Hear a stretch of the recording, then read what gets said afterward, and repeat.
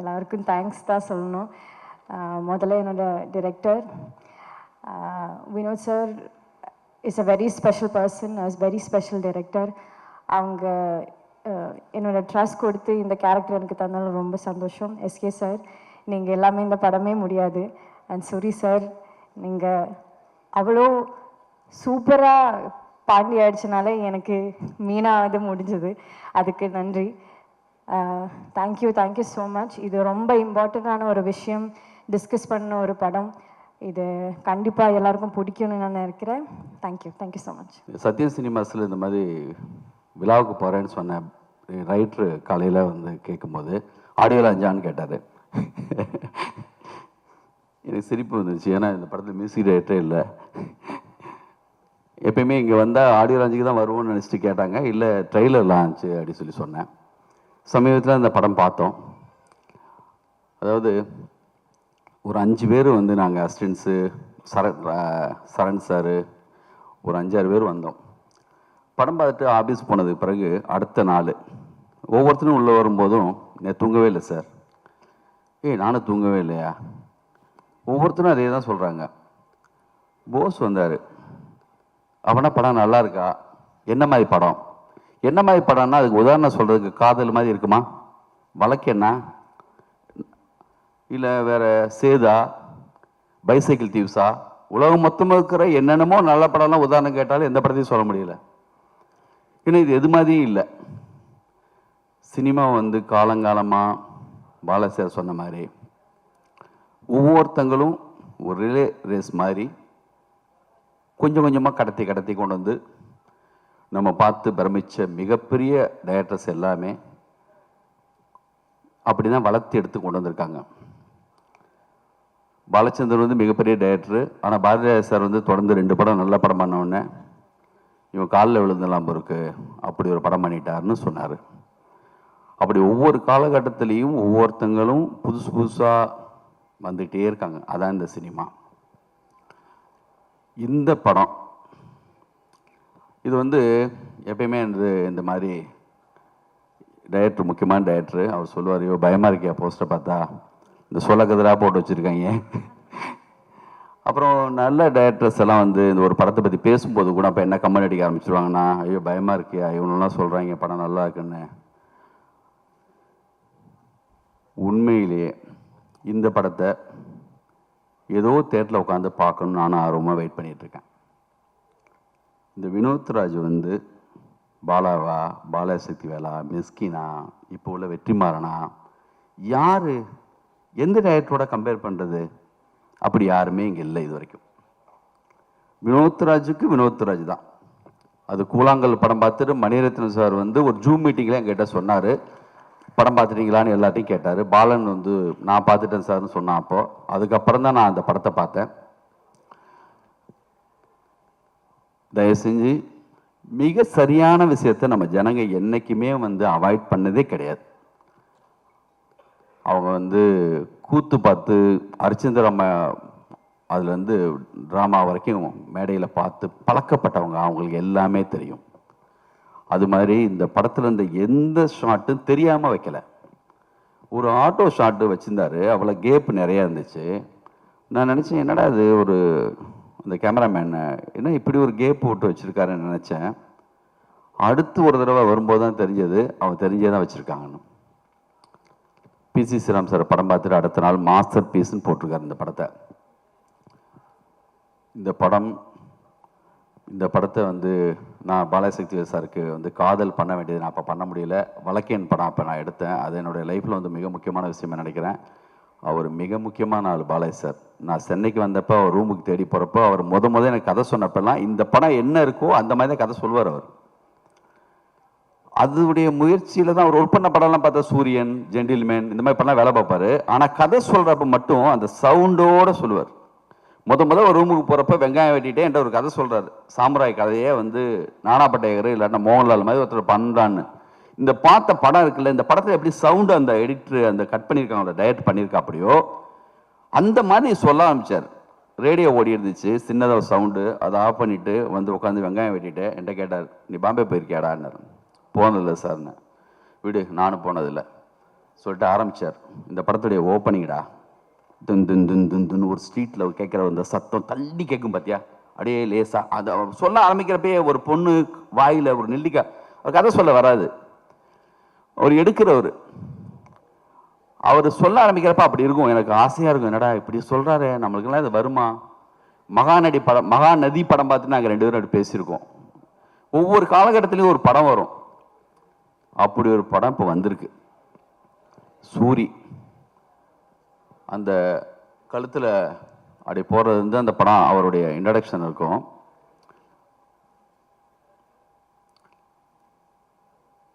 எனக்கு பயமாக இருக்குது நாளைக்கு தேட்டர்லாம் இப்படி சத்தம் வருமானு. ஆனால் நம்பிக்கை இருக்குது, யாரோ ஒருத்தர் வந்து தள்ளி நின்று நல்ல படம் பார்க்கும்போது சத்தம் போடாதீங்க சொல்கிறதுக்கு 4 நல்ல ரசிகர் எப்பயுமே ஒரு தேட்டரில் இருப்பாங்க. அதையும் நான் எதிர்பார்த்துட்ருக்கேன்.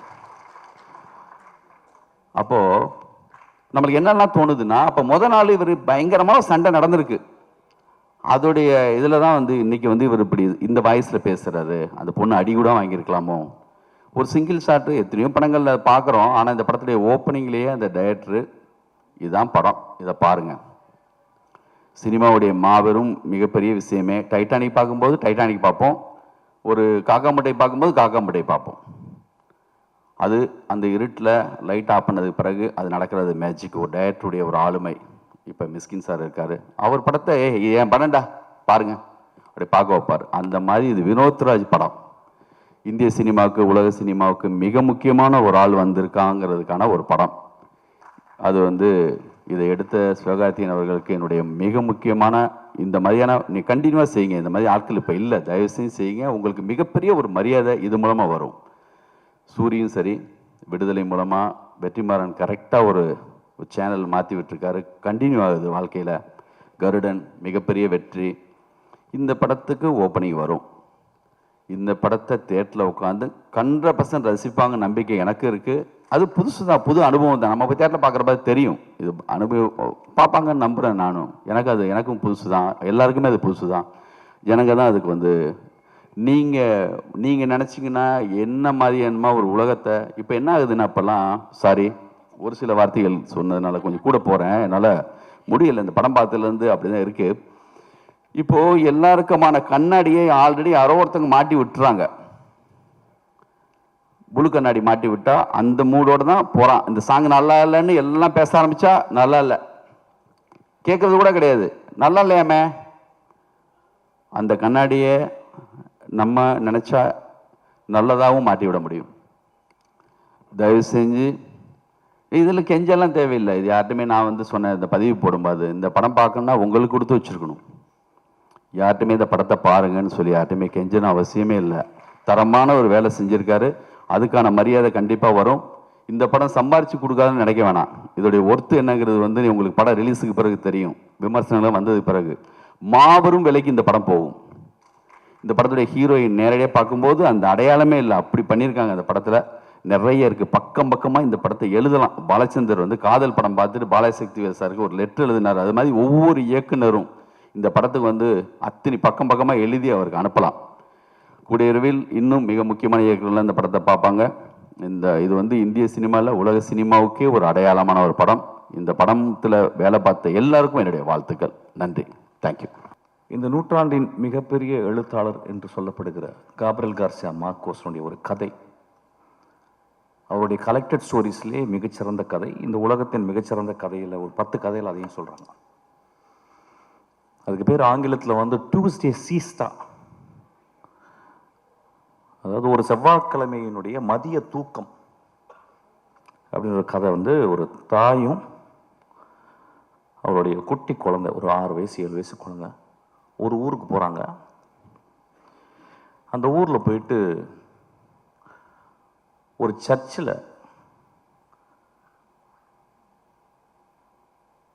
தன்னுடைய மகனுடைய கல்லறை எங்கே இருக்குன்னு கேட்டு போகிறான் அந்த தாய்.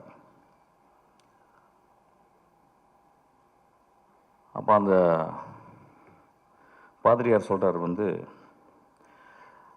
அந்த ரெஜிஸ்டரை கொடுத்து அதில் சைன் போட சொல்கிறாரு. அந்த தாய் சைன் போடுறான். அப்போ அவர் கேட்குறாரு, ஏமா இப்படியாப்பட்ட ஒரு பிள்ளைய பெற்ற அப்படின்றாரு. அப்போ ஒரு சின்ன ஃப்ளாஷாக காபல் கார்சியா எழுதுறார். அந்த மனிதன் அந்த மகன் அந்த ஊருக்கு வந்திருக்கான். ஒரு நாள் இரவு ஒரு கதவை உடைக்கிறான். அந்த வீட்டுக்குள்ள ஒரு பெண் தனியா இருக்கிறான். அவளுக்கு தெரிஞ்சிருச்சு யாரோ ஒரு திருடன் வந்து கதவை உடைக்கிறான்னு. நல்ல மழை வேற. அந்த பெண் ஒரு துப்பாக்கி எடுக்கிறான்.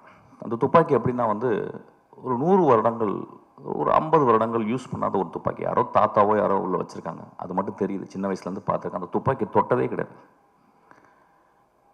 துப்பாக்கி கண்டா பயங்கர பயம். வேறு வழி இல்லாமல் உள்ளே வந்தவன் ஒரு வேளை கொன்னுறான், திருடிட்டு ஒரு வேளை கொன்னுட்டானா என்ன பண்ணுறது அப்படின்னு ஒரு பயத்தில், அவன் யாருன்னு தெரியல, அவன் துப்பாக்கி எடுத்துகிட்டு போய் அந்த கதவுக்கு நேராக நிற்கிறான். கை உதறது. சார் யாரும் பேசாதீங்க சார் ப்ளீஸ். கை உதறது. அந்த கதவை உடைச்சிட்டு வந்தால் எவ்வளோ உயரத்தில் வருவான் எவ்வளோ அப்படின்ற மாதிரி அவன் வயிற்றை நோக்கி அந்த துப்பாக்கியை அப்படியே காட்டிக்கிட்டே இருக்கான். கை உதறது. அப்போ காபல் கார்சியா எழுதுறாரு, அந்த கை உதறலுக்கு காரணம் பயம், 28 வருடங்கள் தனிமை அப்படின்னு எழுதுறாரு.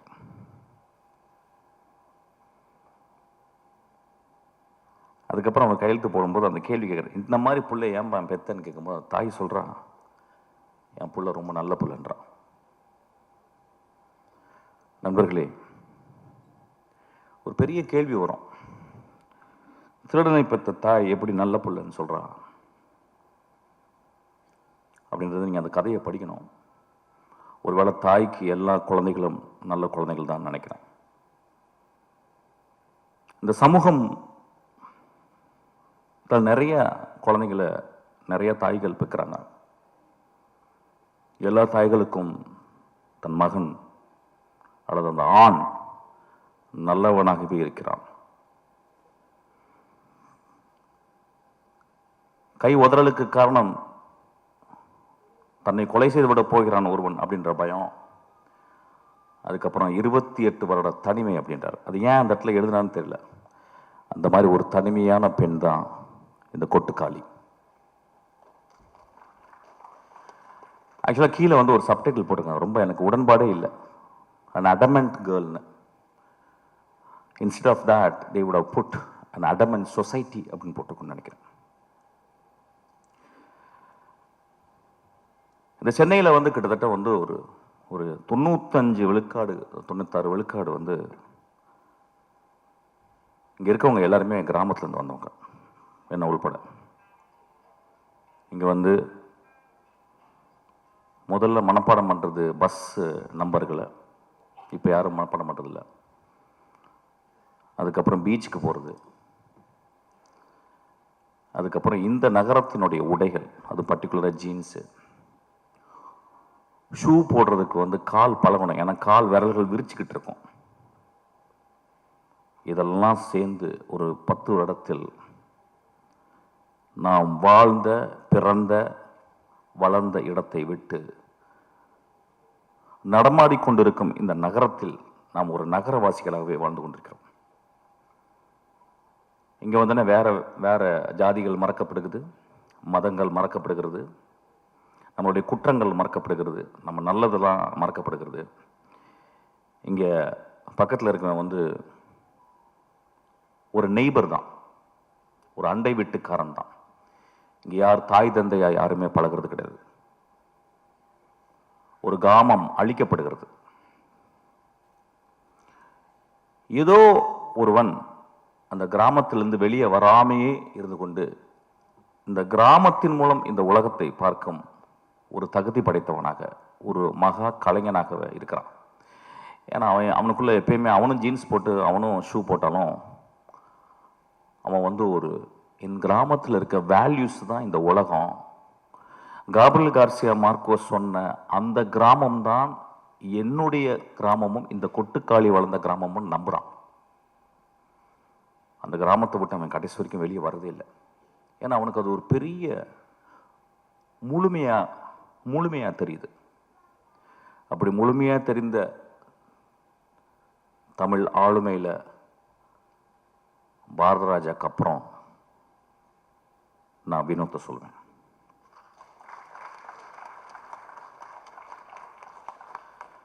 ஒரு திரைப்படம் எதுக்காக எடுக்கப்படுது அப்படின்னா, நிறைய பேர் என் அசிஸ்டன்ட்ட கேட்பேன், எதுக்குடா? எனக்கு தெரிஞ்சு 250 அசிஸ்டன்ட் என்னை விட்டு போயிருக்காங்க. ஒரு வருஷத்துக்கு கிட்டத்தட்ட ஒரு 3000 அசிஸ்டன்ட் டைரக்டருக்காக வர்றவங்களை நான் சந்திக்கிறேன். கொஞ்சம் கூட சோம்பேறித்தனம் படாமல் அவங்கள்ட்ட நான் வந்து கேட்குறேன், எதுக்குப்பா நீ சினிமாவுக்கு வர்ற அப்படின்னு. அது இன்வேரியபிளாக என்ன ஆன்சர் இருக்கும் அப்படின்னா, சார் நான் சாதிக்கணும் சார், ஏதாவது ஒன்று பண்ணணும் சார் நான் அப்படின்னு தான் சொல்லுவான். அந்த கிட்டத்தட்ட எல்லா வெர்ஷன்ஸும் ஒரே மாதிரி இருக்கும். இல்லை சார் என்கிட்ட ஒரு கதை இருக்கு சார், நான் ஒன்று பண்ணணும் சார். இப்படி தான் இருக்கும். அப்படி தான் நானும் வந்தோம், லிங்குசாமி வந்திருப்பாரு, சங்கர் சார் இப்படி தான் வந்திருப்பாரு, எல்லாருமே மணிரத்னம் எல்லாருமே இப்படி தான் வந்திருக்கும். இங்கே வினோத் ஒருவேளை என்கிட்ட அசிஸ்டண்டாக வந்தா, ஏன்டா வினோத் என்கிட்ட வந்த அப்படின்னு கேட்டால் அவன் இந்த ஆன்சர் சொல்லியிருக்க மாட்டான். சார் இந்த உலகத்தை என் கதை மூலியமா மாற்றணும் சார் அப்படின்னு வந்திருப்பான்னு நினைக்கிறேன். இந்த கதை மூலம் தமிழ்நாடையே மாற்றிருக்கான்.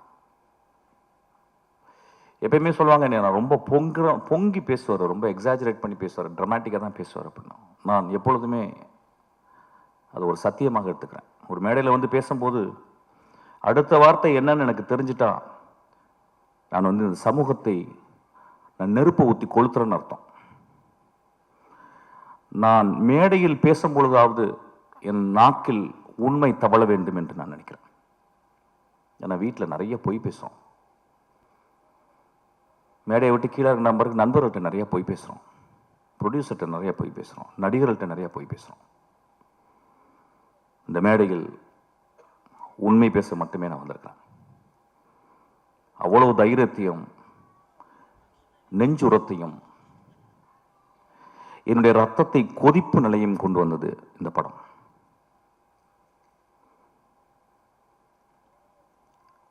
இந்த படம் வந்து நிறைய படம் வரும்போதெல்லாம் நான் நிறைய பேசியிருக்கேன். ஃபார் எக்ஸாம்பிள் வழக்கு எண்ணை வந்து பேசும்போது இதே மேடையில் நான் வந்து ரொம்ப பயங்கரமாக பேசினேன். பயங்கரமாக பேசினேன்னா ரொம்ப கோபமாக பேசினேன். சமூகத்தையே நான் வந்து என்ன இப்படி பண்ணுறீங்க அப்படின்னு பேசினேன். அப்போ அன்றைக்கி வந்து நிறைய இதே மேடையிலால் என்னை கேலி செய்கிறாங்க, நான் பார்த்துருக்கேன். ஏன்னா ஒரு பாலசக்திவேல் எப்படியாப்பட்ட டேரக்டர்னு எனக்கு தெரியும், நிறைய பேருக்கு லிங்குசாமிக்கு தெரியும்.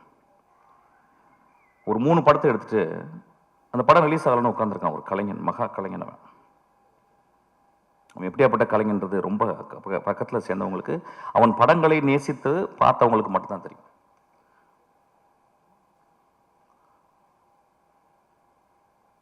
இந்த படத்தில் இது எதுக்கு கொட்டுக்காளின்னு வச்சான்னு தெரியல, எனக்கு நிறைய மீனிங் என்னமோ போகுது. நான் ஒரு ரொம்ப நாளைக்கு முந்தி சிவகார்த்தியனுடைய படத்தில் ஒரு பூஜை அன்னைக்கு ஒரு நாள் ஒரு சாப்பாடு சாப்பிட்டு இருக்கும்போது பக்கத்தில் ஒருத்தன் வெள்ளை சட்டை வெள்ளை பேண்ட் போட்டு ஒரு கிராமத்தில் இருந்த ஒரு பையன் மாதிரி உட்காந்துருந்தான். அறிமுகப்பட்டினான், யாரா நீ தம்பி அப்படின்னு. சார் நான் தான் சார் வினோத். அப்படின்னா யார்ப்பா? இல்லை சார் நான் வந்து கூழாங்கல். அப்படியே ஆமாம் ஏதோ பேசிக்கிட்டு இருக்காங்க நான் சொல்லுவேன். சரி என்ன பண்ண, படம் ரிலீஸ் ஆகுதா இல்லையா? இல்லை சார் ஆயிரும் சார். ஓ அப்படியா, சரி என்ன படம் எடுக்கிற, அடுத்து என்ன பண்ண போகிறேன்? இல்லை சார் நான் ஆரம்பிச்சிட்டேன் சார். நான் சொல்கிறேன் கொஞ்சம் மெதுவாக எடுப்பான்னு வாயை எடுக்கிறேன், கொஞ்சம் மெதுவாக. இல்லை சார் நான் படம் ஆரம்பிச்சிட்டேன். நான் அப்படியே யாருப்பா மியூசிக்கு? பாருங்கள் எவ்வளோ ஒரு ப்ரோக்ராம்டு வே ஆஃப் ஆஸ்கிங் ஒரு சேட்டிங் வித் அனதர் டைரக்டர். நான் கேட்குறேன் யாரா மியூசிக்கு அப்படின்னு. அப்போ சொன்னால் யாருமே மியூசிக் இல்லை சார். எனக்கு பயங்கர கோவம் வந்துருச்சு, பெரிய மயிர் மாதிரி பேசுகிறான். நான் முறைச்சேன். அப்புறம் நான் வந்துட்டு வீட்டு ஆஃபீஸ்க்கு வந்தோடனே அசிஸ்டன்ட்ஸ் கூப்பிட்டேன். இது மாதிரி ஒருத்தனை பார்த்துட்டேன், ஒரு பொறுக்கி போய் கருப்பாக இருந்தான், ஒரு மாதிரி இருந்தான், பெரிய மாதிரி என்கிட்ட வந்து நான் யாரா மியூசிக்னு கேட்குறேன். அவன் சொல்கிறான் யாருமே இல்லை சார் அப்படின்றான். அப்படிலாம் எடுத்துடாதீங்கடா அப்படின்னு நான் ஏதோ நல்லது சொல்கிற மாதிரி நான் அசிஸ்டன்ட்ஸ்க்கு சொன்னேன். இந்த படத்தை பார்க்கும்போது தான் தெரிஞ்சுது என்னை வினோத் செருப்பு கழட்டி அடிச்சிருக்காங்க. நல்ல டைட்டில் கிடைச்சிருச்சு ஆக்சுவலி இன்னைக்கு. அவன் நிஜமாகவே என்னை செருப்பு கழட்டி அடித்தான். நான் எல்லாரையும் செருப்பு கழட்டி அடிச்சானா என்னை வெளியே போய் பயங்கரமாக திட்ட ஆரம்பிச்சாங்க டேரக்டர்ஸ்லாம். அதை எப்படி பேசலாம், நாமளும் படம் தானே எடுத்துருக்கணும், அதனால நான் மட்டும் இதை எடுத்துக்கிறேன். என்னை மட்டும் வினோத் செருப்பை கலட்டி அடித்தான். இந்த விழாவுக்கு வரும்போது நான் காலையில் மனசு பேசினேன். ஏன்னா இப்போ நான் 2 படம் பார்த்துட்டேன். ஒன்று மாரியுடைய வாழை பார்த்துட்டேன்.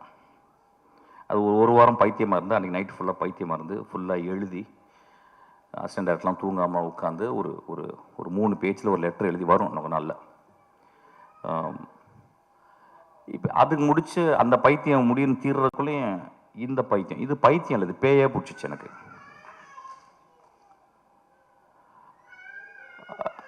அப்போ வந்து இந்த படத்தில் வந்து அவன் ஏன் மியூசிக் டைரக்ஷன் பண்ணலை அப்படிங்கும்போது அதுக்கு ஒரு பெரிய அது வந்து ஒரு குருட்டாம்போக்கில் எடுக்கப்பட்ட ஒரு முடிவல்ல.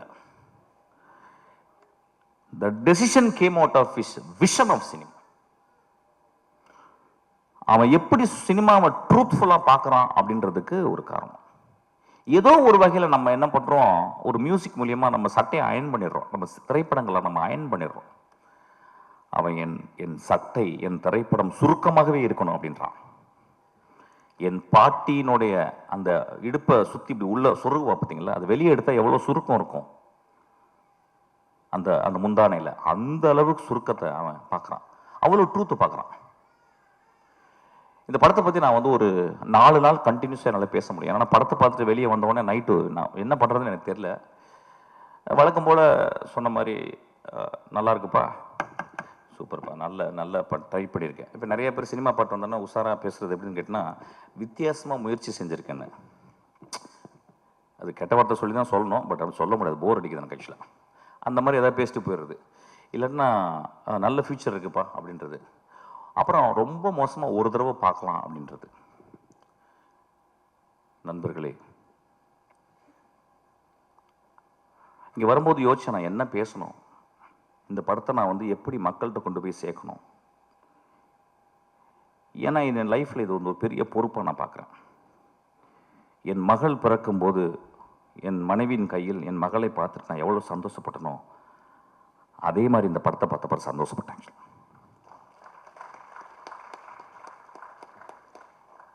இந்த படத்தை பற்றி மக்கள்கிட்ட கொண்டு போய் சேர்க்கறதுக்கு என்னன்னா, நிறைய பல்ட்டி குட்டிக்காரனெல்லாம் அடிச்சாச்சு. யூஸ்வலாக நான் நிறைய பேசியிருக்கேன். இந்த படம் மக்கள் வந்து எல்லாரும் பார்க்கணும்னா நான் அவுத்து போட்டு கூட நிற்கிறதுக்கு தயாராக இருக்கேங்க இந்த இடத்துல. ஏன்னா அப்படிதான் உரைக்கும். கை தட்டலாமே கொஞ்சம்.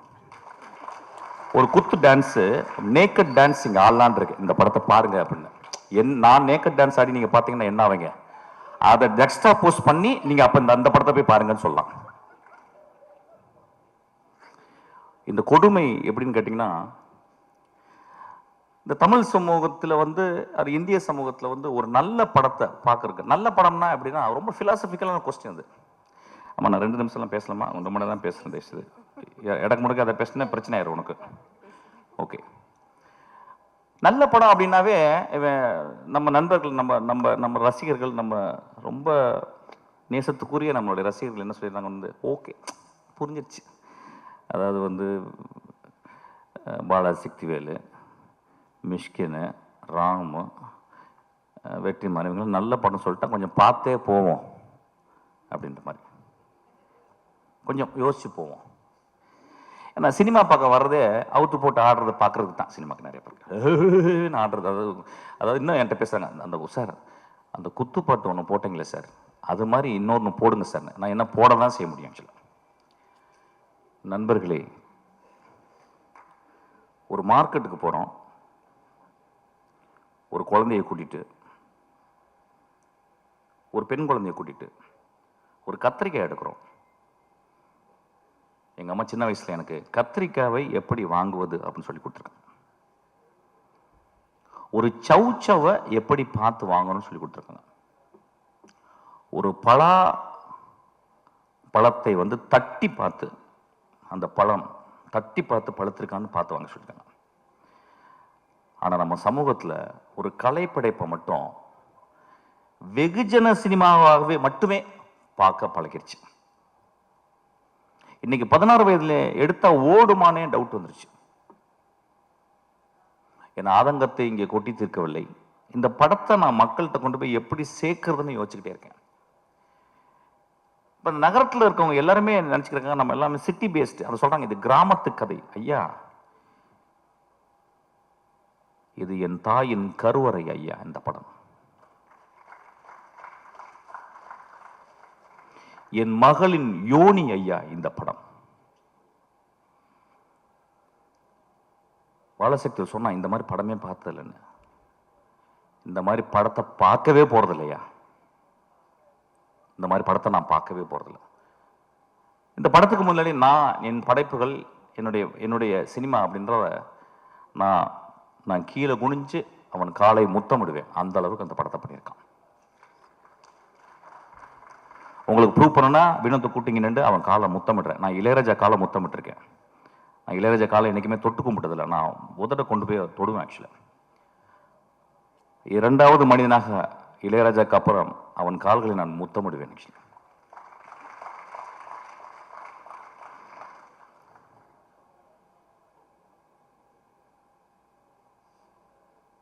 ஒரு படத்தை பார்க்கும்போது அடுத்த சீன் என்ன, அடுத்த சீன் என்ன, அடுத்த சீன் என்ன, அடுத்த சீன் என்னன்னு சொல்லிட்டு நாங்கள்லாம் எழுதுவோம். எழுதும்போது ரொம்ப கேர்ஃபுல்லாக. நான் இப்போ கூட வரும்போது என் தம்பிகிட்ட பேசிக்கிட்டேன். ஒரு படம் வந்து நல்ல கதையாக இருக்கணும், என்டர்டெய்னிங்காக இருக்கணும், இப்போ 3வது தேவைப்படுது எக்ஸைட்டிங்காக இருக்கணும்னு சொல்லிட்டு. இந்த 3மே இந்த படத்தில் இருக்கு. என்ன ஒன்று, நீங்கள் பார்க்குறது உங்கள் பார்வையை வேற மாதிரி வச்சு பார்க்கணும். எனக்கு தெரிஞ்சு இந்த ரீசன்ட் டேஸில் இந்த கதைகளில் நான் வந்து இப்போ 2 கதைகள் வந்து நான் இந்த 10 வருடத்தில் திரைக்கதையில் படித்த வந்து எக்ஸ்ட்ரானரி ஸ்டோரிஸ்ன்னு சொல்லுவேன். ஒன்று 3 பில்பர்ட்ஸு, இன்னொன்று கெட் அவுட், ஜோர்டான் பீல்டு. அதுக்கப்புறம் இந்த கதையை சொல்லுவேன். ஏன்னா அது 3மே எப்படின்னா, ஒன்று வந்து பிளாக் ஹாரர், இன்னும் வந்து ஒரு பெண்ணினுடைய தவிப்பு, தன் மகளை பறி கொடுத்துட்டு ஒரு பெண்ணுடைய தவிப்பு. இந்த படத்துல ஒரு குடும்பம் ஒரு பெண்ணை வச்சுக்கிட்டு தவிக்கிறாங்க. அவ்வளவு சிறந்த மனிதர்கள் அந்த குடும்பத்தில் இருக்குங்க. அந்த குடும்பம் பார்க்கும்போது, படம் பார்க்கும்போது அவங்க கெட்டவங்க மாதிரி தெரியும். எனக்கு ரொம்ப அந்த பெண்ணை விட அந்த குடும்பம் ரொம்ப நல்லதாக தெரிஞ்சுது. வினோத் இந்த கேரக்டருக்கு வந்து வேற யாராவது பண்ணியிருந்தா நல்லா இருக்காதோ, நடிச்சிருவாங்களோங்கிறதுக்காக தன்னுடைய அக்காவையும் தன்னுடைய பெரியம்மா பொண்ணு தங்கச்சிகளாம் நடிக்க வச்சிருக்கான். இந்த படத்துல வந்து 2 காட்சிகள் நான் சொல்லுவேன். பாலாஜி பாதி கதை சொல்லிட்டேன். ஆக்சுவலா நான் சொல்ல மாட்டேன். உன்னை அதுக்கு அடிக்கணும். டே பாலாஜி, பாதி கதையை சொல்லிட்டேன். ஆக்சுவலா நான் சொல்ல மாட்டேன். இந்த படத்துல வந்து ஒரு சேவல் நடிச்சிருக்கு. அதான் முதல்ல பார்த்துருப்பீங்க. சேவல் நடிச்சிருக்குன்னு சொல்றதை விட அந்த சேவலை அவன் வந்து கேப்சர் பண்ணியிருக்கான். முதல் ஷாட்டா நீங்க போட்டிருக்கான், நீங்க பார்க்கணும். ஆக்சுவலா இந்த படம் சினிமாவை எப்படி பார்ப்பது, நாம் என்ன சினிமா பார்த்துக்கிட்டு இருக்கோம், அதாவது மொமெண்ட்ஸ்ன்னு சொல்லுவாங்க. சினிமாவில் வந்து மொமெண்ட்ஸ்ன்னு சொல்லுவாங்க. எனக்கு தெரிஞ்சு இந்த 27 வருடத்தில் 2 மொமெண்ட் தான் நான் கிரியேட் பண்ணியிருக்கேன். ஒரு மொமெண்ட் வந்து வெட்டி போட்டவன் இடத்துல வந்து ஒரு கிழவி வந்து பூ போடுறான். 2வது மொமெண்ட் வந்து தன் மகள் இறந்து போன பிறகு அப்பாவுடைய சிகரெட்டை வந்து குடிக்கக்கூடாதுன்னு கஷ்டப்படுறான். இந்த 2 மொமெண்ட் 27 வருஷத்துல இந்த படத்துல 60 சீனுமே 60 மொமெண்டா பண்ணியிருக்கான். இந்த படத்தில் வந்து இயற்கையை அவன் யூஸ் பண்ணது, மனிதர்களுக்கு முன்னால இயற்கையை அவன் யூஸ் பண்ணது. ஒருவேளை நான் பேசுறது போர் அடிச்சாலும் அடிக்கலாம், பட் பரவாயில்ல, ஏதாவது பேசுறேன். ஏன்னா கொஞ்ச நேரம் பேசுறதுக்கு கேட்கறதுக்கு போச்சு. மச்சான் நெக்ஸ்ட் சீன் என்னன்னு போயிருது. ஆக்சுவலா நண்பர்களே,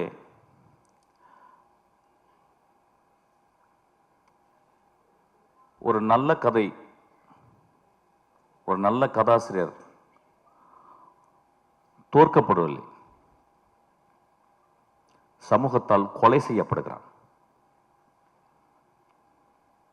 ஒரு நல்ல கதையும் ஒரு நல்ல கதாசிரியரும் அவ்வளவு பேரன்போட ஒரு சமூகத்துக்கு இந்த கதையை எழுதுனா பீச்ல ஒரு பங்களா, மிக வசதியான காரு, அதுக்கப்புறம் 100 வருஷத்துக்கு வந்து சொத்து அப்படின்னு இல்லாம இந்த கதை பண்ணா சமூகத்தின் இதயத்தை கொஞ்சோண்டு தொற்றுலாம் அப்படின்னு வினோத் பண்ணியிருக்கான்.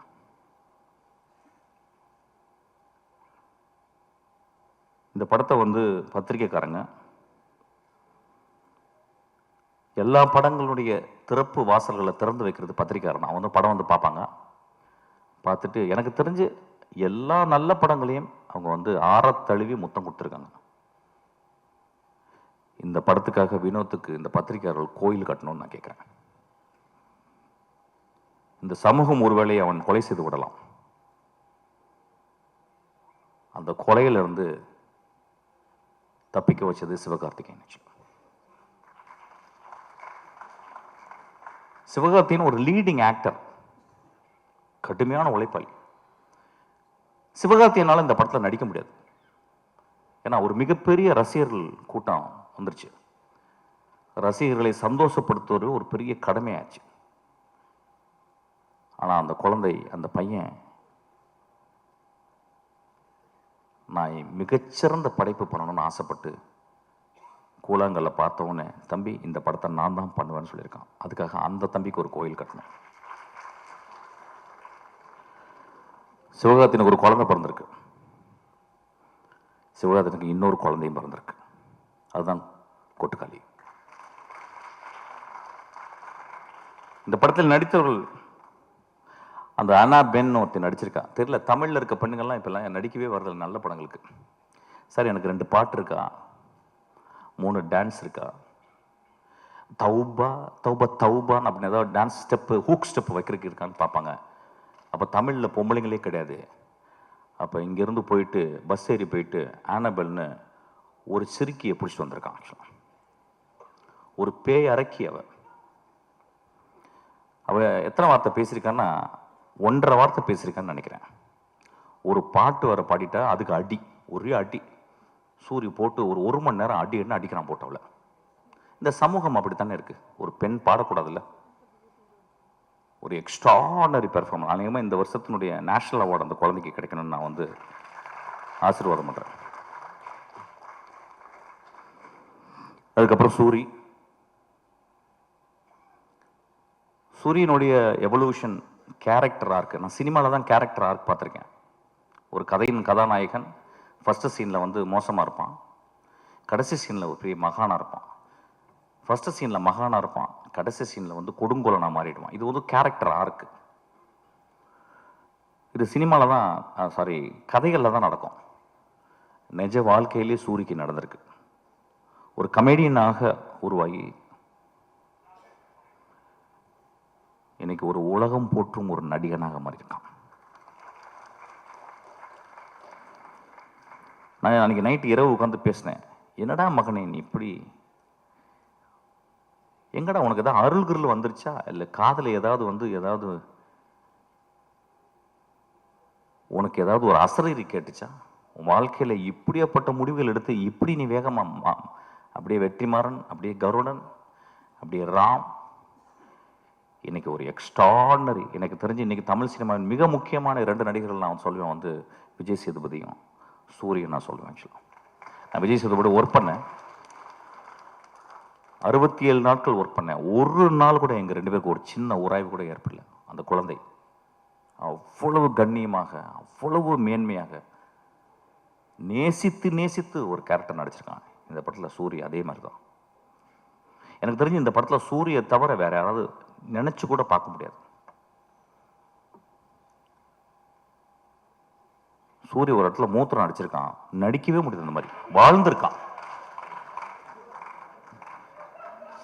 அதுக்கு வினோத் அந்த கேமராவை பக்கத்தில் எட்டு போறான். அப்படியே அவன் மூத்திரம் அடிக்கிறதுக்கு போய் பக்கத்தில் போயிட்டு நான் பயந்துட்டேன், கீழே கேமரா டில் டவுன் பண்ணிட போறான்னு நினைப்பாங்க. ஆசையை வருது டில் டவுன் பண்ணி பார்க்கலாம் அப்படின்னு சொல்லிட்டு. ஆனா அப்படியே மேலே வச்சு அதுக்கப்புறம் சூரிய திரும்பி பார்க்கறான். மனிதர்களே என்ன பெர்ஃபார்மன்ஸ், என்ன எவ்வளவு நம்பிக்கை அந்த கேமரா மேல. முதல் சீனை வந்து அவன் கிட்டத்தட்ட ஒரு 4 நிமிஷம் கேமரா எட்டு போயிட்டு ஒரு அம்மா குளிச்சுட்டு அதை தலையில தண்ணியை தொளிச்சுட்டு தன் மகள் இப்படி பண்ணிட்டாலே, மகள் இப்படி பண்ணிட்டேன்னு அவன் கோயிலுக்கு போறதை வந்து ஒரு extreme long shot. I think இந்தியாவில் ஒரு லாங்கஸ்ட் ஷாட்டா கூட இருக்கும்னு நினைக்கிறேன். அங்க எடுக்கும் போதே அவன் அதோடைய கான்பிடன்ஸ் சொல்றான், நான் என்ன மாதிரி படம் பண்ண போறேன், என்ன மாதிரி படத்தை நீங்க பார்க்க போறீங்கன்றது அவன் பிச் பண்றான். அந்த இந்த படத்தை பற்றி இன்னொரு தருணத்தில் நிறைய பேசலாம். ஏன்னா இங்கே வந்து மொத்தமே 4 டேரக்டர்ஸ் தான் வந்திருக்கோம். நான் வந்து ரொம்ப நேரம் டைம் எடுத்துக்கூடாது, நிறைய பேசுவேன், என்னால் பேச முடியும். So Soori has given an extraordinary, அதாவது இந்த படத்துக்கு அப்புறம் சூரியை நம்ம எப்படி பார்க்கலாம்னா, ஒரு இந்தியாவின் ஒரு மிகச்சிறந்த ஆக்டரை நம்ம பார்க்கலாம். அது ஏன் சொல்றேன்னா, அந்த அளவுக்கு அந்த கேரக்டர் அவன் மண்ணில இருந்து, அந்த வெறுங்கால்ல இருந்து நான் பார்த்தேன். சூரிய செருப்பு போட்டுக்கணும், செருப்பு போடாம அவன் அப்படியே அதுக்குள்ளே ஒரு அதான் சொன்னாங்க. ஏதோ அந்த டீட்டெயில் வந்து காலு, அதை வந்து சூரி சொன்னதான் நல்லது, சூரி சொன்னது தான் அது நல்லா இருக்கும். ஆக்சுவலி எப்படி அதை நடிச்சா அந்த குரலுக்காக நான் அந்த கழுத்தில் இது பண்ணிட்டு பார்க்கும்போது நான் ஒரு இடத்துல ஒத்து பார்த்தேன், இந்த இடத்துல கழுத்து நரம்பு வந்து புடைக்குது. ஸோ நடிக்கலை அந்த இடத்துல. He took so much of sincere and truthfulness to exhibit something extraordinary. கேள்விப்பட்டேன் வந்து கூழாங்கல் பார்த்த உடனே சூரி விரட்டி போயிருக்கான். ராம் என்கிட்ட சொன்னான். ஆனால் கிட்டத்தட்ட டெய்லி 2 தடவை ஃபோன் பண்ணி, ராமண்ணா கொஞ்சம் வினோட்ட சொல்லுங்க, அடுத்த படம் எந்த படமாக இருந்தாலும் அதில் ஒரு சின்ன கேரக்டராக நடிக்கிறேன்னு. அதுக்காக சூரிக்கு நம்மலாம் கிளாப் பண்ணுவோம். அதான் ஒரு கலைஞன் இன்னொரு கலைஞனை தேடி ஒரு சீனாவும் நான் நடிக்கணும்னு சொன்னா பாருங்க, அவன் ஒரு பெரிய மேதை தான். அவன் பெரிய மேதை தான் அவன். நண்பர்களே, இந்த படத்தை பற்றி நான் நிறைய சொல்ல முடியும். ஆனால் I am not very sure how far I can talk. ஒரு மிகப்பெரிய அனுபவம். இந்த படம் வந்து ஒவ்வொரு குடும்பமும் போய் பாருங்க. அதாவது மோசமான படங்களை சில படங்களை நம்ம பார்க்குறோம். மோசமான காட்சிகளை நம்ம குழந்தைகளுக்கு கொண்டு போய் காட்டுறோம். மோசமான படங்களை இந்த இளைஞர்கள் போய் பார்க்குறாங்க.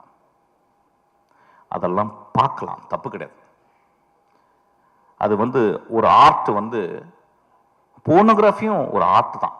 அது யாரால எடுக்கப்படுறதுன்ற பொறுத்து. ஆனா இந்த படம் இந்த தமிழ் சமுதாயத்தை, எனக்கு தெரிஞ்சு இதை விட ஒரு பொலிட்டிக்கலான படம் தமிழ்ல வந்திருக்கான்னு எனக்கு தெரியல. இதை விட ஒரு பொலிட்டிக்கலான படம் அந்த ஏரியா நான் பேச வேணான்னு யோசிக்கிறேன். ஏன்னா இங்க பொலிட்டிக்கல் படம்ன்றது வந்து வேற வேற கருத்துக்களோட உலாவுது.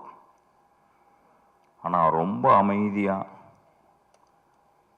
ஒரு பொலிட்டிக்கல் படத்தை, மோஸ்ட் பவர்ஃபுல் பொலிட்டிக்கல் ஃபிலிமை வினோத் அசால்ட்டா எடுத்திருக்கான். நண்பர்களே, நான் மீண்டும் கேட்குறேன், இந்த படத்தை நீங்கள் எல்லாரும் பார்க்கணும். பத்திரிகையாளர் இந்த படத்தை பற்றி மேன்மையை எழுதணும். இந்த பத்திரிகையாளர்களுடைய மனசாட்சி நான் சொல்லுவேன். இந்த படத்தை நான் தேவராஜெல்லாம் நான் பார்த்தேன். 25 வருடம் நான் பார்க்குறேன் தேவராஜா. சினிமாக்காகவே வாழ்ந்து ஒரு கலைஞனாக, அதாவது ஒரு பத்திரிகையாளனாக இல்லாமல் ஒரு கலைஞனாகவே வாழ்ந்துருக்கேன். இப்போ நான் என் தம்பியை பார்த்தேன். அவன் வந்து எனக்கு குழந்தை பிறந்துருச்சன்னா அப்படின்னு சொன்னான். உங்களுக்கெல்லாம் பெரிய தர்மம் இருக்குது இந்த படத்தை பற்றி. இந்த படத்தை பற்றி நான் என்ன சொல்கிறேன், நான் சேலஞ்ச் பண்ணுறேன். இந்த படத்தை பற்றி ஏதாவது ஒரு நெகட்டிவ் பேசுங்க. இந்த படத்தை கொண்டு போய் சேர்க்க வேண்டியது உங்கள் கடமை. ஐயா, இது வந்து உங்கள் தாய் மடி ஐயா. இந்த மடியை நீங்கள் தான் பத்திரமா பார்த்துக்கணும். நான் ரசிகர்கள், சினிமாவை நேசிக்கும் ரசிகர்கள், ஒவ்வொரு தடவையும் சினிமா ரசிகர்களால், அந்த தாயுள்ளம் கொண்ட ரசிகர்களால் கண்டுபிடிக்கப்பட்ட மகா ஆளுமைகள் தான் பாரதராஜா, மணிரத்னம், பாக்யராஜ், பாலச்சந்தர், பாலா, வெற்றிமாறன், ராம், பாலாஜி சக்திவேல். இவங்கெல்லாம் மகா உன்னதமான படைப்புகளை கொடுத்து மக்களுடைய அங்கீகாரம் பட்டு நீங்கள் தொட்டில் போட்டு தாளாட்டி இன்னைக்கு இவ்வளோ பெரிய ஆளாக இருக்கிறாங்க. அந்த மாதிரி தங்கத்தில் ஒரு தொட்டில் கட்ட வேண்டிய என் குழந்தை வினோத். கடைசி விவசாயி பார்த்துட்டு வந்து நான் அவ்வளவு கஷ்டப்பட்டேன். தியேட்டரில் 4 பேர் தான் இருந்தாங்க. ஒரு மகா உன்னதமான படைப்பு அது. அதுக்கு கேட்டால் என்ன சொல்கிறாங்க, ஏன் சார் ஃபாஸ்ட்டாக இல்லைன்றாங்க. ஐயா, ஏன் ஒரே நாளில் குழந்தை பிறக்கக்கூடாது? ஏன் இயற்கை 10 மாதம் ஒரு தாயை சுமக்க வச்சுச்சு? ஏயா என்னுடைய பாட்டி மெதுவாக நடந்து போகிறாள்? என் தந்தை இப்ப போன வாரம் இறந்து போனார்.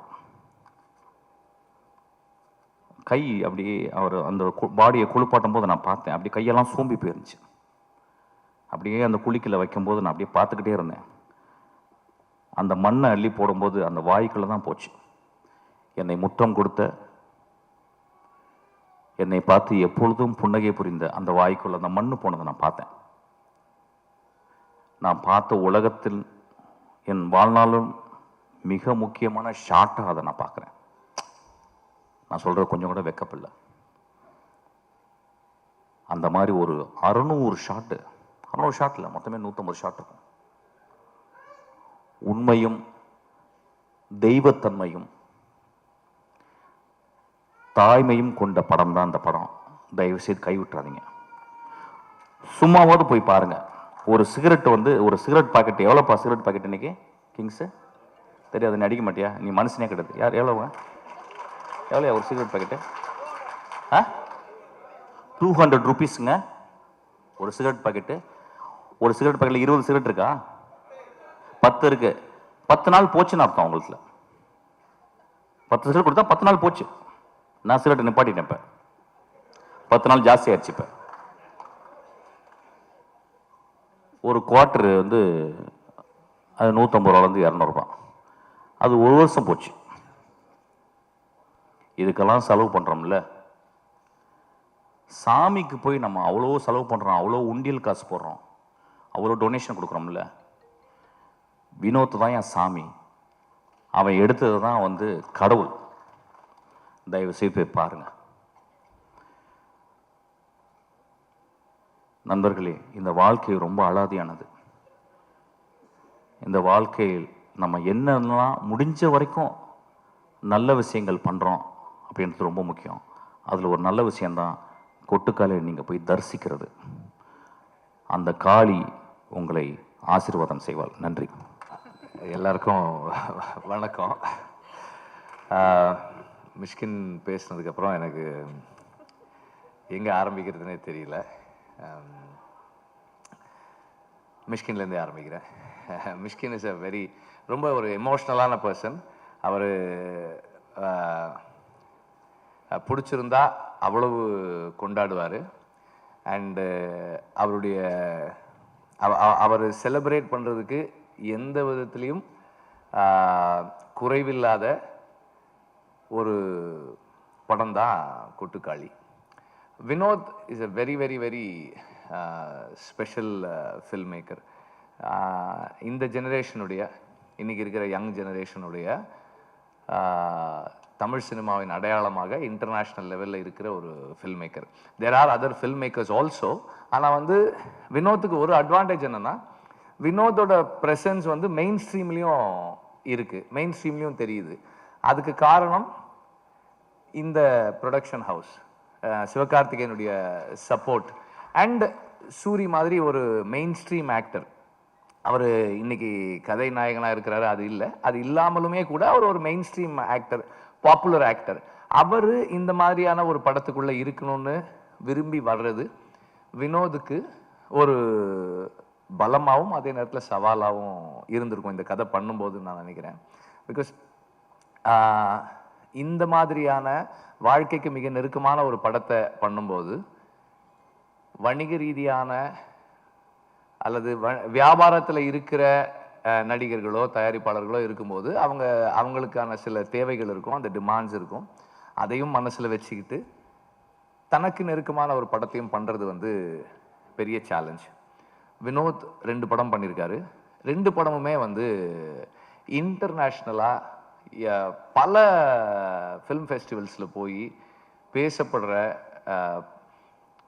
ரொம்ப கொண்டாடப்படுற படங்களாக இருந்திருக்கு. 2 படமுமே அப்படிதான். கொட்டுக்காளியை பொறுத்த வரைக்கும் இது ஒரு ஃபெமினிஸ்ட் ஃபிலிமா அப்படின்னு கேட்டால் yes, it takes the side of the oppressed. அதாவது பெண்களின் பக்கம் நிற்குது. சாதியத்திற்கு எதிரான படமானா கண்டிப்பாக சாதியத்துக்கு எதிரான ஒரு படமாகவும் இருக்கு. இது ஒரு இலக்கியமாக இருக்காருன்னா இலக்கியமாகவும் இருக்கு. இது ஒரு நம்மளை மாதிரி மெயின் ஸ்ட்ரீம் ஆடியன்சஸ், வணிக சினிமாவை பார்க்கக்கூடியவர்களுக்கு நெருக்கமான படமாக இருக்கானா அப்படியும் இருக்குது.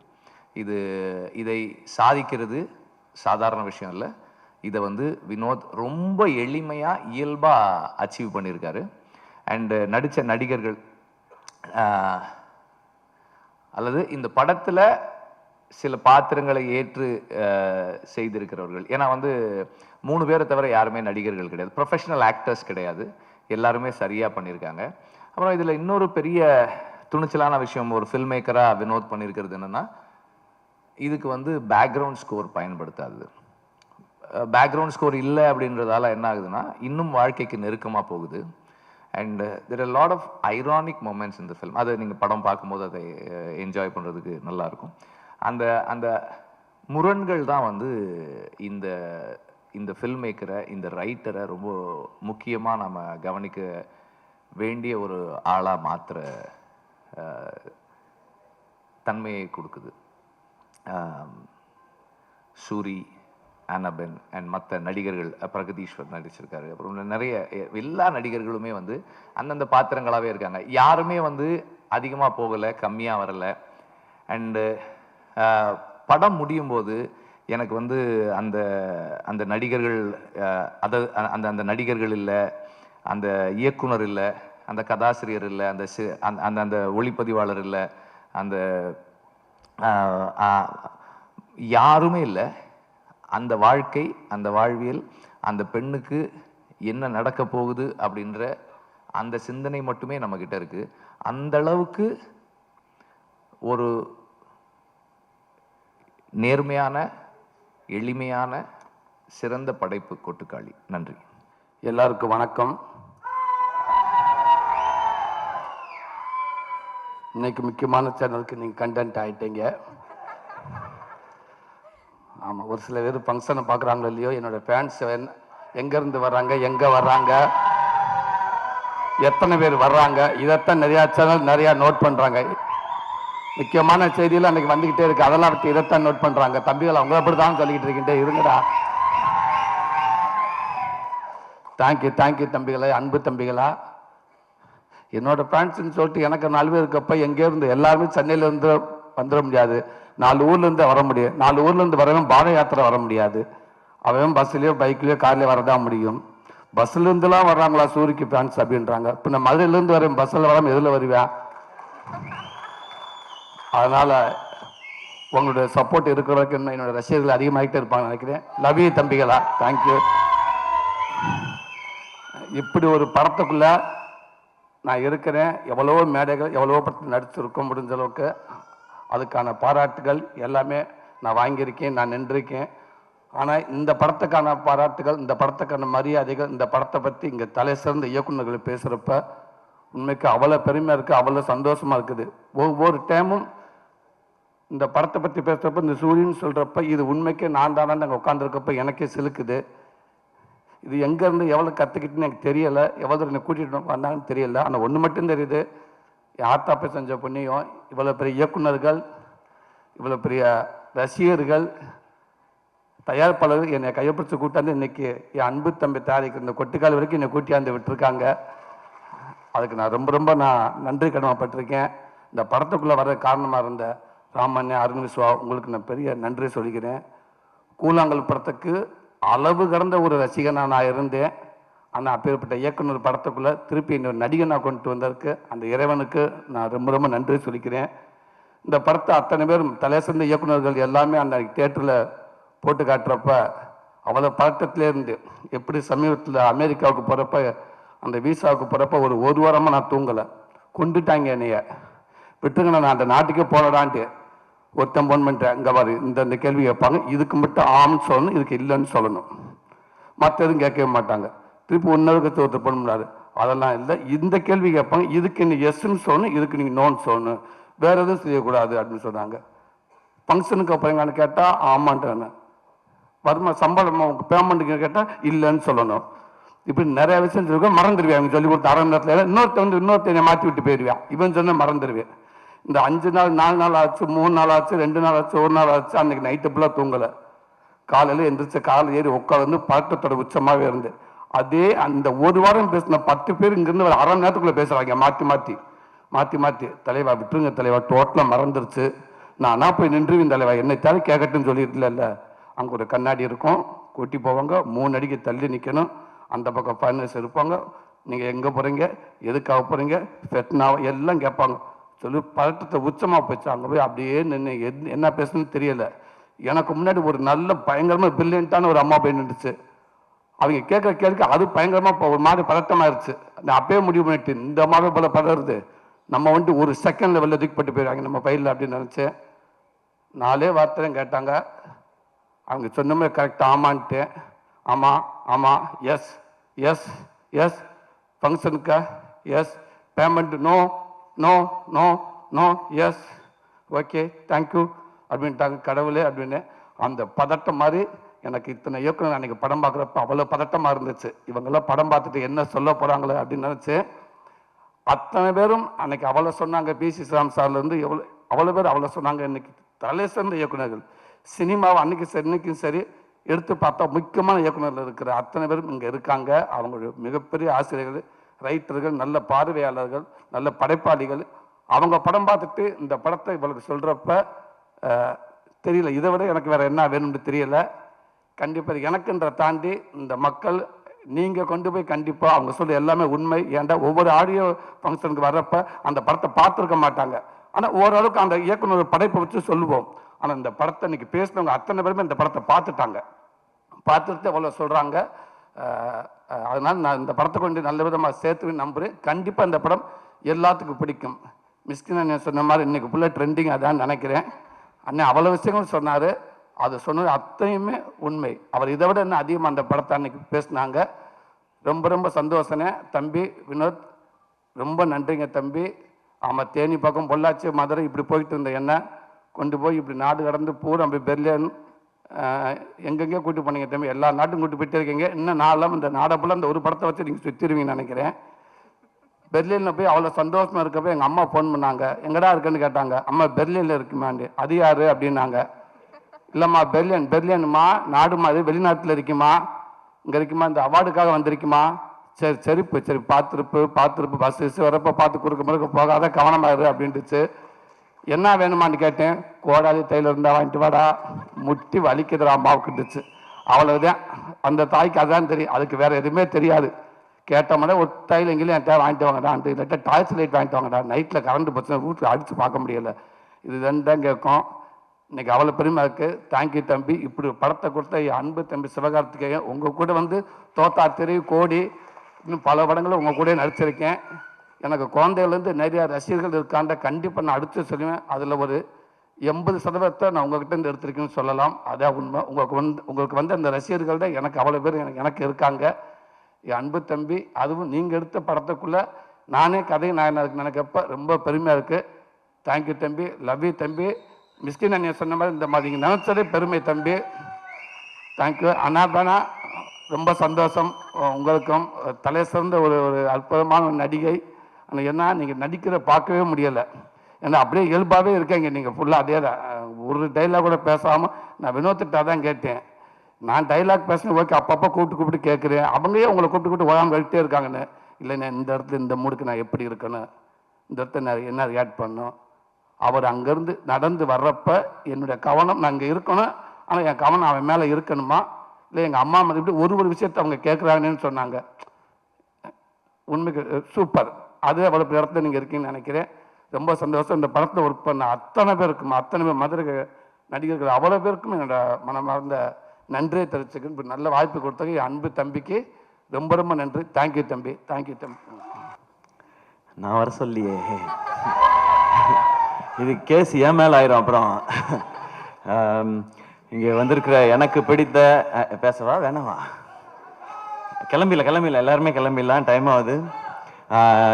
இங்கே வந்து இந்த விழாவை சிறப்பான ஒரு விழாவை ஆக்குனது மட்டும் இல்லாமல் மனசுல இருந்து அவ்வளவையும் பாராட்டுகளாக கொடுத்த எனக்கு பிடித்த இயக்குனர்கள் எல்லாருக்கும் வணக்கம், நன்றி.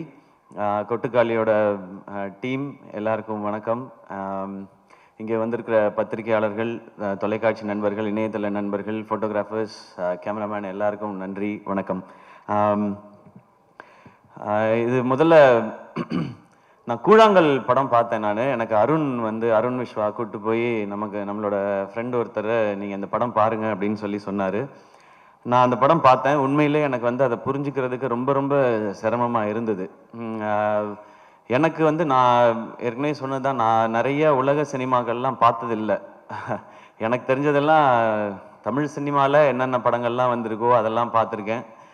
இங்கே இருக்கிறது மட்டும்தான். இதில் வித்தியாசமாக வந்த படங்கள் எல்லாம் தான் எனக்கு ஓரளவுக்கு இருக்கிற புரிதல். அந்த படத்தை புரிஞ்சுக்கிறதுக்கு ரொம்ப சிரமமாச்சு. அப்புறம் பேசி பேசி தெரிஞ்சுக்கிட்டேன்.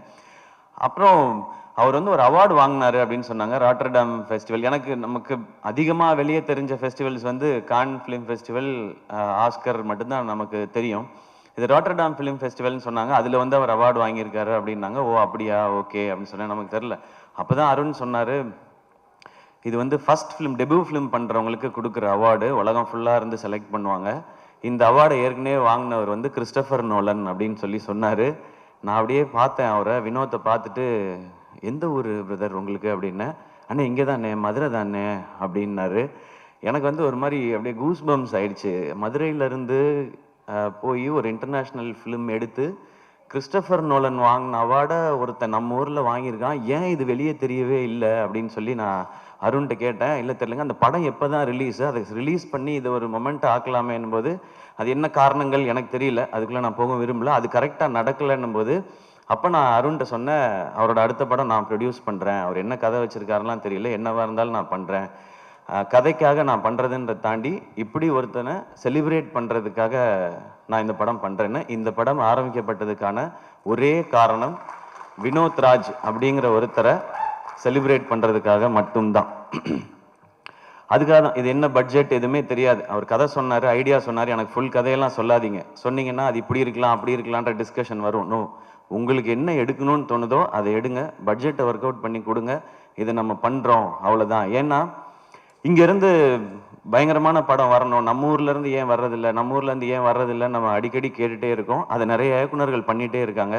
அதையும் தாண்டி ஒரு ஸ்டெப் வைக்கணும்னா இந்த மாதிரி ஒரு விஷனோட வரும்பொழுது அவங்கள எந்த கேள்வியும் கேட்காம அந்த விஷனோடய அவங்கள விட்டுறது தான் சரியாக இருக்கும்னு எனக்கு தோணுச்சு. ஸோ இது வினோத் ராஜை செலிப்ரேட் பண்ணுறதுக்காக நான் எடுத்த படம் இது. இப்போ அந்த செலிப்ரேஷன் ஆரம்பிச்சிருச்சுன்னு நினைக்கிறேன். இந்த படம் பார்த்து இங்கே மிஷ்கின் சார் பேசினது, பாலாஜி சக்திவேல் சார் பேசினது, லிங்குசாமி சார் பேசினது, வெற்றி சார் பேசினது, இன்னும் நிறைய இயக்குனர்கள் பேசினது எல்லாம் பார்க்கும்பொழுது ஓகே, நம்ம எல்லாரும் சேர்ந்து செலிப்ரேட் பண்ண ஆரம்பிச்சிட்டோம் அப்படிங்கிறது தான் எனக்கு அந்த சந்தோஷம் இருக்குது. வினோத் இது ஒரு ஸ்டார்ட் தான். இந்த படத்தில் நான் என்ன இன்வெஸ்ட் பண்ணியிருக்கேனோ இது போக இந்த படம் வெற்றி அடைஞ்சு எனக்கு லாபம் வந்தால் அதில் ஃபஸ்ட்டு இருக்கிறத எடுத்து நான் உங்களுக்கு அடுத்த படம் அட்வான்ஸாக கொடுப்பேன். நீங்கள் அடுத்து என்ன படம் எடுக்கணும்னு நினைக்கிறீங்களோ அதை எடுங்க. அது போக இன்னும் கொஞ்சம் லாபம் கிடைச்சதுன்னா வினோத் ராஜ் மாதிரி இன்னும் எங்கேயாவது இயக்குனர்கள் இருக்காங்களான்னு தேடி கண்டுபிடிச்சி கொடுக்கறதுக்கு அருண் விஸ்வா இருக்கிறாரு. அவர் அந்த மாதிரி கண்டுபிடிச்சி கொடுத்தாருன்னா அவங்களுக்கு இன்னும் 2 பேருக்கு நான் அட்வான்ஸ் கொடுப்பேன். ஏன்னா சம்பாதிக்கணும் அப்படின்ற மாதிரி படம் எடுக்கணும். முக்கியம், சினிமாவில் முக்கியமானது ஒரு பணம் போட்டால் அதுலேருந்து நம்ம சம்பாதிக்கணும். பட் நான் சம்பாதிக்கிறதுக்கு நீங்கள் எனக்கு நடிகன்ற அங்கீகாரம் கொடுத்து என்னை அதுலேயுமே ஸ்டார் ஆக்கி என் படத்துடைய வியாபாரத்தையும் நீங்கள் பெருசாக்கி வச்சுருக்கீங்க. நான் போய் சின்சியராக வேலை பார்த்தா நிச்சயமாக காசு வரும்.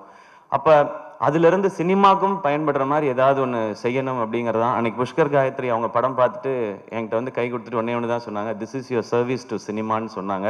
அப்படி இந்த படம் நடந்துருச்சுன்னா நமக்கு இந்த வாழ்க்கையை கொடுத்த இந்த சினிமாவுக்கு என்னால் முடிஞ்ச ஒரு சின்ன ரிட்டர்னாக நான் இதை பார்க்குறேன். தேங்க்யூ. இந்த மாதிரி படங்கள் எடுக்கிறதுக்கான தைரியத்தை கொடுத்தது மக்கள், நீங்கள் எல்லாரும் தான். நீங்கள் என்ன நடிகன் ஆக்குனது, அதன் மூலமாக எனக்கு கிடைக்கிறது மூலமாக வச்சு நான் இதை பண்ணுறேன். அண்ட் நான் சினிமாவுக்கு வந்தது நிறைய கமர்ஷியல் சினிமாஸ் பார்த்து. நான் நடிக்கிற படங்கள் எப்போவுமே அப்படி தான் இருக்கும், அது வசூல் இருக்கணும்னு நினைப்பேன். ஏன்னா இப்போ என்னுடைய படங்களில் இன்வெஸ்ட்மெண்ட் பெருசாகிடுச்சு. அப்போ அது ரிட்டர்ன் ப்ரொடியூசர் எடுக்கணும், வெகுஜன மக்களுக்கு போய் சேரணும், எல்லாருக்கும் பிடிக்கணுன்றதான். கூழாங்கல் என்னோட ஃபர்ஸ்ட் ஃபிலிம். அவரோட அதோட சவுண்ட் டிசைனர் எனக்கு ஃப்ரெண்ட்னால நான் அந்த படத்துக்கு டயலாக் எடிட் பண்ணி கொடுத்தேன். ஸோ எனக்கு அது 2வது ஃபிலிம் இது ரொம்ப நன்றி. தேங்க்யூ வினோத்.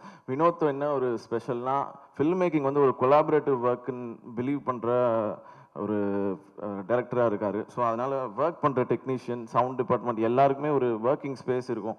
அஃப்கோர்ஸ் அவர் விஷன் தான், பட் ஸ்டில் நம்ம வந்து ஏதாவது ஒன்று சஜஸ்ட் பண்ணுறோம் இல்லை ஏதாவது ஒன்றா இல் be very open to collaborate. அதுக்கு ரொம்ப தேங்க்யூ பிரதர். அதுக்கப்புறம் சவுண்ட் டீம், நம்ம டீமில் ஒர்க் பண்ண சவுண்ட் டீமில் ஒர்க் பண்ண மக்தியார், செபாஸ்டின், அதுக்கப்புறம் பூபதி, இவங்க எல்லாருக்குமே தேங்க்ஸ். சவுண்ட் டிசைனர் கூத்தன், அழகி, சுரேன், சவுண்ட் மிக்சர் சுரேன், எல்லாருக்குமே நன்றி. டிஓபி, எடிட்டர், அப்புறம் ப்ரொடியூசர்ஸ் எஸ்கே சார், கலை பிரதர், எல்லாருக்குமே தேங்க்ஸ். அதுக்கப்புறம் ஆக்டர்ஸ் எல்லாருக்குமே ரொம்ப எப்படி இருக்குன்னா ஒரு ஃபேமிலி மாதிரியே இருக்கும். இது வந்து ஷூட்டிங் ஸ்பாட் மாதிரியே இருக்காது. நாங்கள் பாட்டு ஒரு பக்கம் ஜாலியாக இருப்போம். ஒரு மாதிரி இந்த மாதிரி ஒரு ஷூட்டிங் ஸ்பாட்டில் நான் இருந்து ரொம்ப நாள் ஆகுது. ஏன்னா ஒரு ஹையரார்கி இருக்காது, எல்லாரும் ஒரு இடத்துல தான் இருப்போம், எல்லாரும் ஒரே சாப்பாடு தான் சாப்பிடுவோம். ஸோ அந்த எக்ஸ்பீரியன்ஸ் கிரியேட் பண்ண வினோத் அண்ட் ப்ரொடக்ஷனுக்கு ரொம்ப நன்றி. அதுக்கப்புறம் தேங்க்யூ. நீங்கள் பார்த்துட்டு லைக் சவுண்ட் பற்றி உங்கள் எக்ஸ்பீரியன்ஸையும் ஷேர் பண்ணுங்கள். தேங்க்ஸ். தம்பி வினோத்தாக இருக்கட்டும், வினோத் வந்து தம்பி மாதிரி எனக்கு. அப்புறம் சிவகார்த்தின் அண்ணன் அவர்களாக இருக்கட்டும், சூரியன் அண்ணா இருக்கட்டும், எல்லாமே எனக்கு ரொம்ப ரொம்ப வருஷமாக என் கூட பழகிட்டு இருக்கிற ஒருத்தங்க. வினோத் வந்து எனக்கு ராம் சார் மூலிமா தான் பழக்கம். என்னோட டைரக்டர் ராம் சார் மூலிமா தான். ஒரு நாள் ஒரு டீ கடை வாசலில் உட்காந்துருக்கும் போது சார் வந்து எல்லாத்த பற்றியும் அவ்வளோ உயர்வாக அப்படிலாம் ரொம்ப அவ்வளோ ஈஸியாக பேசிட மாட்டார். கோவா ஃபிலிம் ஃபெஸ்டிவல் போயிருக்கும் போது ஒரு படம் பார்த்தேன் அருண். அந்த படம் பார்த்ததுலேருந்து தூங்கவே முடியல. இப்போ நம்ம ஊர்லேருந்து ஒரு பையன் போயிட்டு ஒரு படம் பண்ணியிருக்கான், கூழாங்கல்னு ஒரு படம். ஒரு மாதிரி டிஸ்டர்ப் பண்ணிட்டான், நம்மளாம் என்ன பண்ணிகிட்ருக்கோன்ற மாதிரின்னு சொல்லி ஒரு மணி நேரம் பேசுகிறாரு. எனக்கு அப்போலேருந்து யார் அவன் பார்க்கணும் அப்படின்ற மாதிரி வினோத்துக்காக வெயிட் பண்ணிகிட்டே இருந்தேன். அப்புறம் தான் மீட் பண்ணோம், படம் பார்த்தோம். ஸோ மதுரை பக்கத்தில் அரிட்டாப்பட்டியிலேருந்து ஒரு ஊர்லேருந்து கிளம்பி இப்போ உலகம் முழுக்க ட்ராவல் பண்ணிட்டு வந்திருக்கிற ஒரு முக்கியமான இயக்குனராக இந்தியாவில் இருக்கிற வினோத்தை பார்த்து ரொம்ப பெருமையாக இருக்குது. அதே இப்படி ஒரு ஸ்டேஜில் எனக்கும் ஒரு பேசுறதுக்கு வாய்ப்பு கொடுத்துருக்காங்க நமது.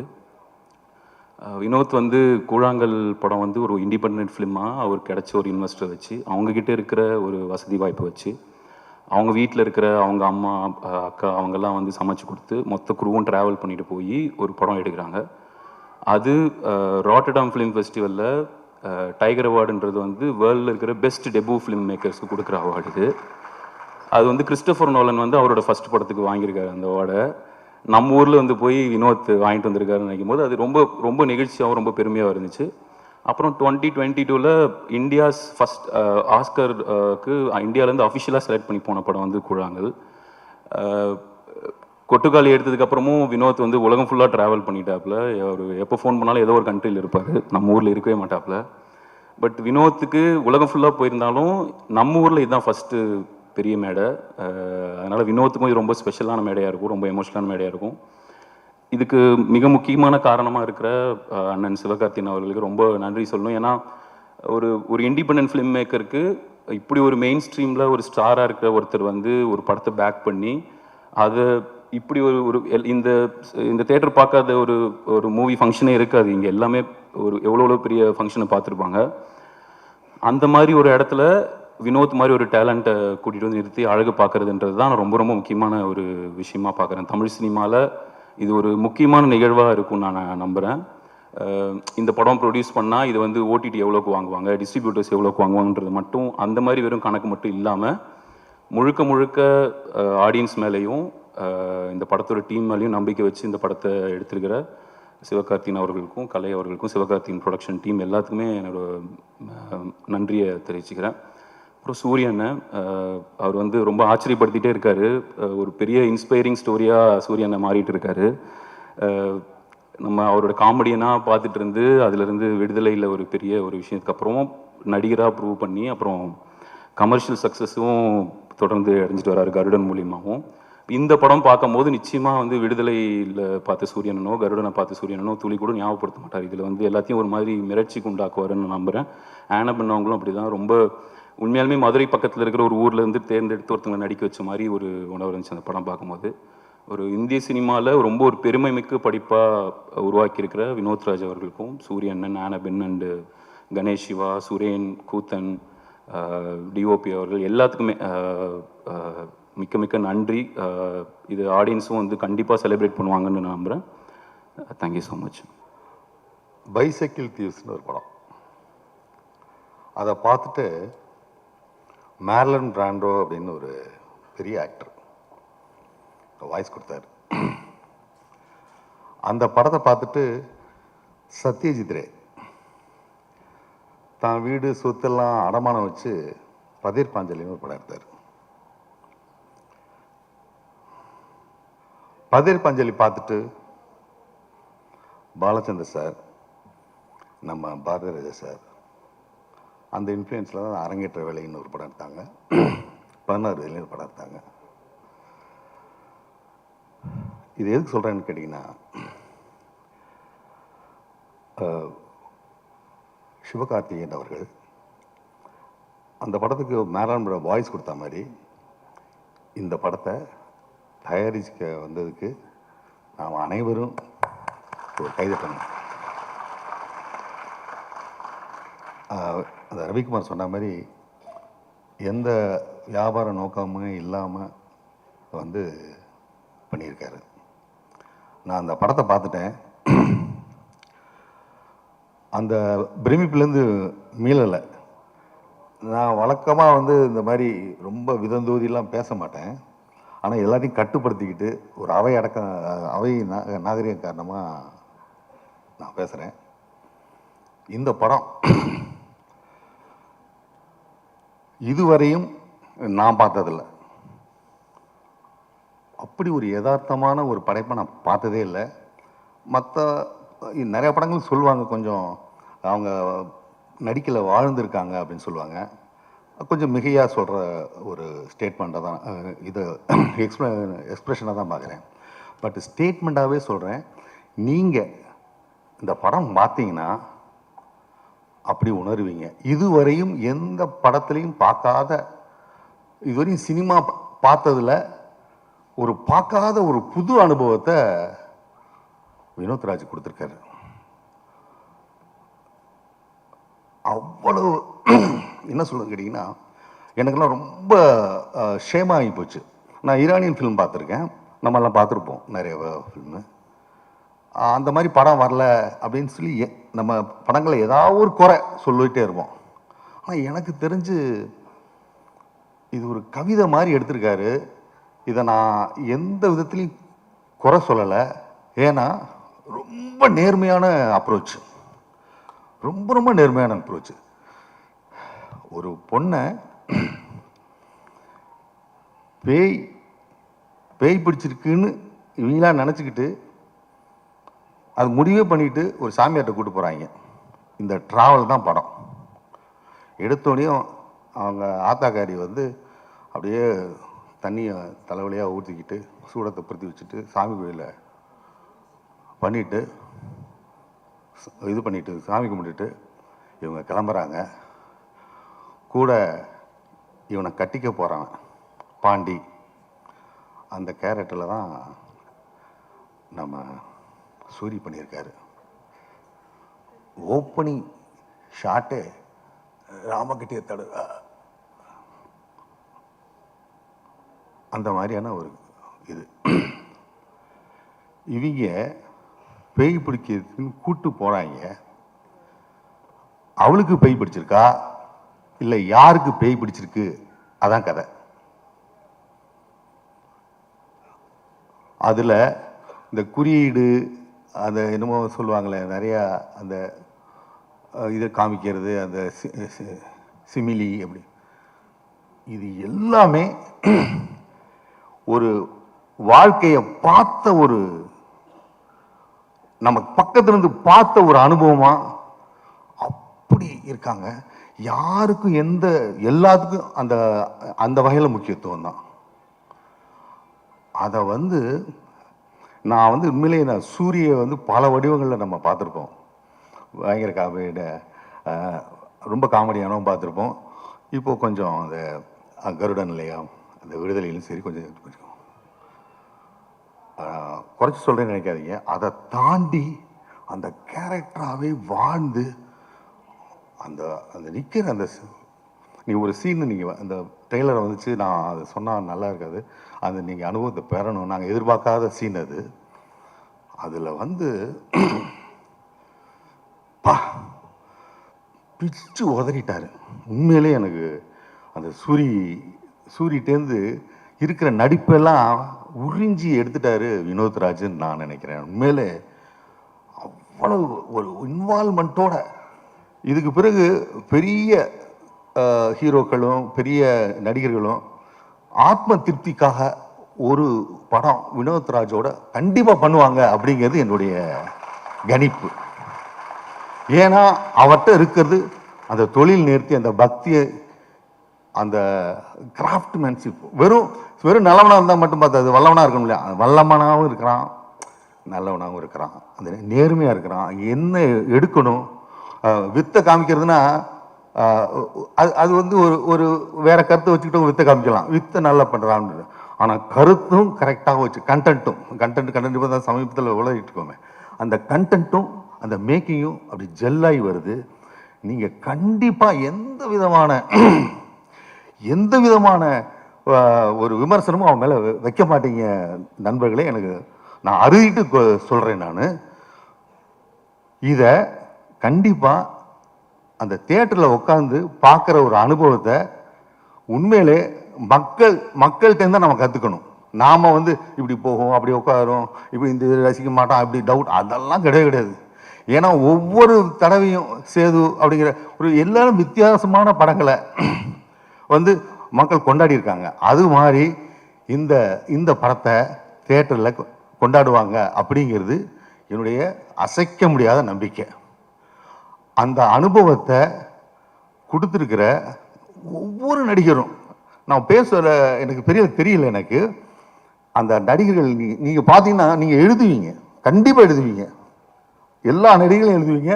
அதுமாரி இந்த கேமராமேன் சிங் சவுண்டு, ஐயோ எனக்கு கிட்டத்தட்ட பொறாமையாகவே இருந்துச்சு. அதாவது மியூசிக்ங்கிறது வந்து கொஞ்சம் என்ஹான்ஸ் பண்ணி வருது தான். இப்போ ஒருத்தன் பார்க்குறான் அப்படின்னா அவன் சரியான நடிக்கணும்னு வச்சுக்க, ஒரு மியூசிக் பண்ணும்போது என்ஹான்ஸ் பண்ணும். இது எந்த என்ஹான்ஸ்மெண்ட்டும் கிடையாது. அவன் மூச்சு விட்டு அப்படிங்கும்போது நமக்கே பக்குன்னு இருக்கு. இப்படி வந்து இது சாதாரண விஷயம் கிடையாது. எத்தனை டேக்கு, எத்தனை இது எல்லாத்துக்கும் முன்னாடி இருக்கும். ஒரு கேப்பர்னம்னு ஒரு படம் நீங்கள் கண்டிப்பாக பாருங்கள், ஓடிடியில் இருக்குது, நெட்ஃப்ளிக்ஸில். அந்த படம் பார்த்து மிரண்டு, அது வந்து வெற்றிமாறன் சொல்லி பாருங்கன்னு சொன்னார். அப்படி பார்த்து அதுக்கு இணையாக நம்ம ஊரில் அது புரியாத கதையெல்லாம் கிடையாது, நம்ம பசங்க நம்ம ஆளுங்க பண்ண அந்த ஒரு விஷயத்தை கேப்சர் பண்ணி கொடுத்த இந்த வினோத்குமாருக்கும் அந்த டீமுக்கும், இதை தயாரித்த சிவகார்த்திகேயனுக்கும், இதில் நடித்து பெரிய நடிப்பறக்கனான சூரிக்கும் என்னுடைய நெஞ்சார்ந்த வாழ்த்துக்களை நான் பணிவன்போடு தெரிவிச்சுக்கிறேன். இந்த அனுபவத்தை கொடுத்ததுக்கு எல்லாருக்கும் மிக்க நன்றிக்கு சொல்லிக்கிறேன். நன்றி, வணக்கம். சும்மாவே போய் சின்ன வயசில் திருவிழா நடக்கும்போது குழந்தை மைக் முன்னாடி போய் ஹலோலாம் கற்றுட்டு வரும்ல, அது மாதிரி இப்போ பேசிட்டு வர சொல்லியிருக்காங்க. அதனால் வந்து எல்லாருக்குமே ரொம்ப நன்றி. நான் எப்போவுமே சப்போர்ட் பண்ணிகிட்டு இருக்கேன் என்னோடய வெல்விசர்ஸ் வெற்றிமாறண்ணே, ராமண்ணே, மிஸ்கேன் அண்ணே, எல்லாருக்குமே ரொம்ப நன்றி. இந்த ப்ராஜெக்ட் ஸ்டார்ட் பண்ணுறதுக்கு இதை டிசைன் பண்ணிட்டு அருண் கே விஸ்வானே ப்ரொடியூசர், அவருக்கு ரொம்ப நன்றி. எல்லாருக்குமே ரொம்ப நன்றி. ஏன்னா ரொம்ப ஏதோ பேசணும்னு நினச்சோம், டைம் ஆயிடுச்சு. தேங்க்யூ சிவகார்த்தி அண்ணே, உங்களால தான் இதெல்லாம் இவ்வளோ தூரத்துக்கு வந்துச்சு. ஏன்னா எல்லா படத்துக்கும் எல்லாம் என்ன பண்ணுமோ அது இந்த படத்துக்கும் பண்ணணும்னு சொல்லி ஒவ்வொரு வாட்டி ஸ்டெப் எடுத்து பண்ணுறது. மெயினாக என்னோடய டெக்னீஷியன்ஸு சுரேன், அழகிய கூத்தன், ராகவ் ரமேஷ், எடிட்ரு, இவங்க எல்லாருமே ஸ்கிரிப்ட் டே ஒன்லேருந்து எழுத ஆரம்பிச்சதுலேருந்து என் கூட வந்து ஃபுல் டிஸ்கஷன்லேருந்து இவங்க டிஸ்கஷனில் வந்து கலந்துக்கிட்டு, ஷார்ட் டிவிஷன் சினிமாட்டோகிராஃபர் சக்திவேல், இவங்க எல்லாருமே வந்து ஸ்கிரிப்ட் ஸ்டேஜில் ஆரம்பத்துலேருந்து இப்போ வரைக்கும் என் கூட இருந்துகிட்டு இருக்காங்க. என்னோடய டைரக்ஷன் டீம், இந்த கீபியாக ஒர்க் பண்ண பானுப்பிரியா, அவங்க எல்லாருக்குமே ரொம்ப ரொம்ப நன்றி. டைம் கம்மியாக இருக்குது, நான் நிறையா பேசணும்னு நினச்சேன். அந்த எல்லாருக்குமே நன்றி. இவ்வளோ சப்போர்ட் பண்ணி பேசினா எல்லாருக்குமே நன்றி. தேங்க்யூ. வெறும் நன்றி மட்டும் தான் சொல்லியிருக்கேன், சாரி.